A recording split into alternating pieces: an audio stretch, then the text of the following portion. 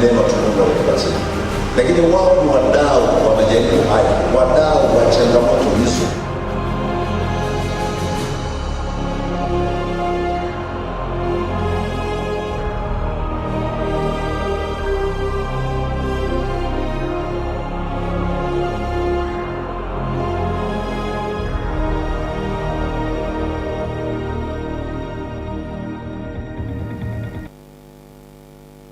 The Great Commission cannot be fulfilled without evangelism, discipleship and church planting. Nimesema hizi mwanzoni.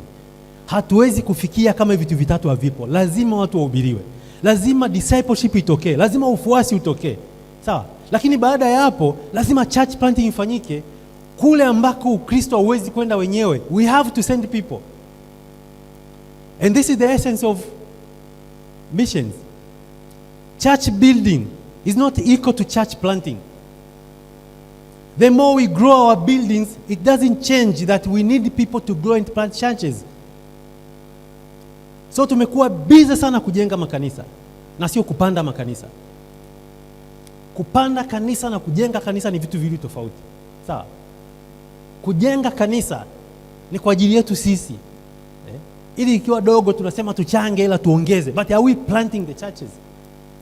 Are we going out kuona wapi ambako tunahitaji kwenda zaidi? Many times we promise God but we forget. Mara nyingi sana huwa tunaahidi tunasahau.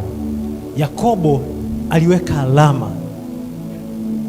Akasema hili jiwe hili litakuwa nyumba ya Mungu.